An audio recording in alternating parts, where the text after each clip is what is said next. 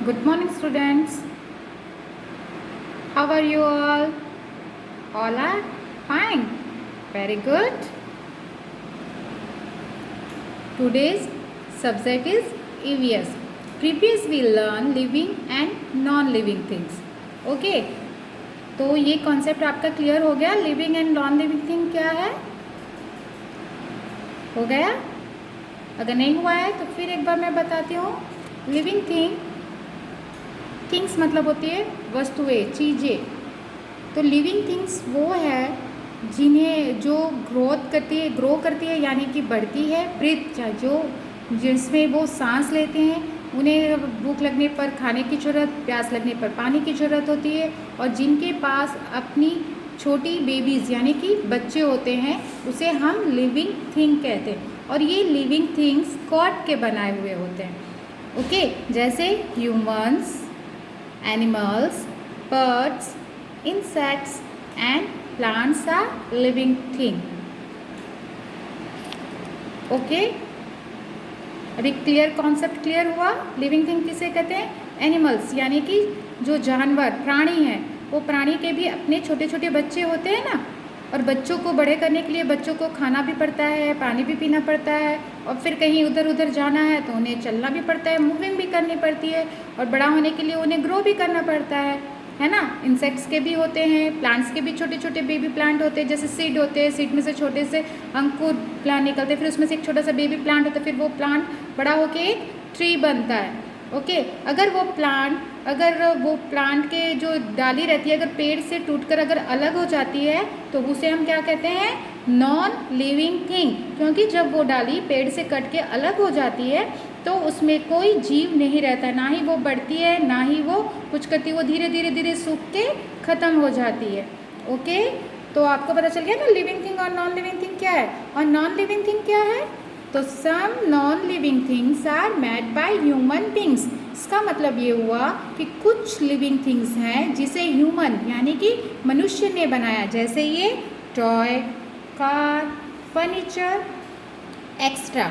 और कुछ non living things हैं जिसे गॉड ने बनाया है. जैसे सन, moon, star, rock.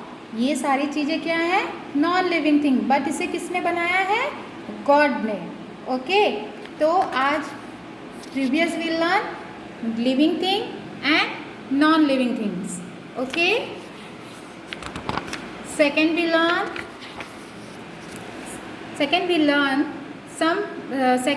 learn some questions related to living thing and non living things. आपको यहाँ एक पिक्चर दिख रही है किसकी? कार की. कार कौन से कलर की है? कलर्स तो पता है ना आपको. कार है रेड कलर की. ओके, कार की ड्राइविंग सीट पे कोई बैठा है? नहीं. तो कार क्या है? खड़ी है. अभी यहाँ क्वेश्चन क्या पूछ रहे हैं? T weather a car is a living और नॉन लिविंग थिंग्स. ओके, तो यहाँ हमें क्वेश्चन क्या पूछ रहा? कार जो है वो लिविंग थिंग है या नॉन लिविंग थिंग है? First question, does it breathe? क्या वो सांस लेती है? अगर सांस लेती है तो आपको क्या लिखना है? यस. यस पे क्या करना है? आपको टिक करनी है. क्या करना है? ऐसी टिक करनी है. Okay, second question, does it grow? क्या वो बढ़ती है? फिर से यहाँ आप देखो वाई और एन लिखा हुआ है. तो आपको क्या करना है? पहले कॉन्सेप्ट क्लियर करना है. क्या गाड़ी बढ़ती है कि जैसी हम लेते हैं वो वैसी ही शेप में रहती है? यस है तो उस पर टिक, और नो है तो नो पे टिक.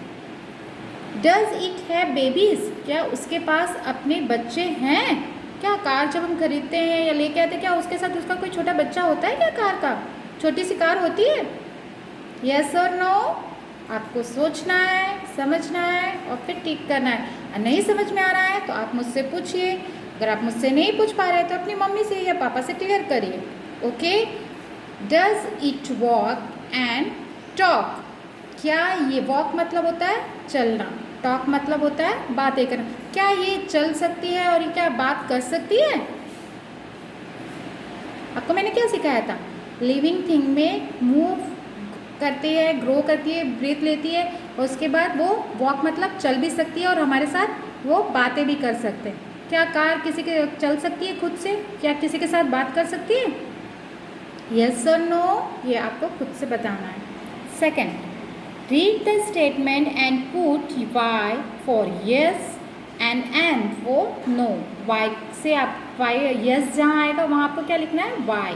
नो जहाँ आएगा आंसर वहाँ क्या लिखना है आपको? नैन।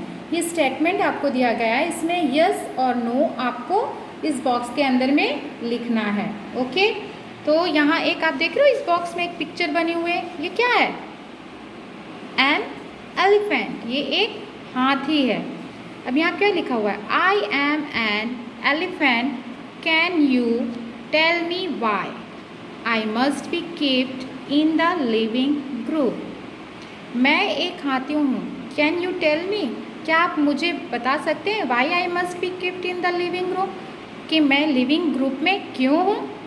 तो इस एलिफेंट से रिलेटेड यहाँ सम क्वेश्चंस दिए गए हैं। Give some questions for related to elephant. Okay, तो first of we see, I can walk, क्या मैं चल सकता हूँ? फिर आपको यहाँ अगर यस वाई यस है तो आपको क्या लिखना है यहाँ? वाई। आई ग्रो, मैं बढ़ता हूँ, यस और no. I need food and energy, क्या मुझे खाने की और एनर्जी की ज़रूरत है? फिर आपको यहाँ फिल करना है यस और नो। आई ब्रीथ, क्या मैं सांस आई ब्रीथ, मैं सांस लेता हूँ। आई हैव बेबीज़, मेरी पास मेरी बेबी यानी कि बच्चे हैं। ओके, इस तरीके से ये पेज नंबर 104 आपको कंप्लीट करना है। सेकेंड पेज भी कम 105। सेकेंड पेज कौन सा है? 105। ये भी लिविंग और नॉन लिविंग थिंग से ही रिलेटेड कुछ क्वेश्चंस हैं। Am I a living thing, am I a living thing, क्या मैं लिविंग थिंग हूँ? सेव बाय, बोलो क्यों। आपको यहाँ कौन सी पिक्चर दिख रही है?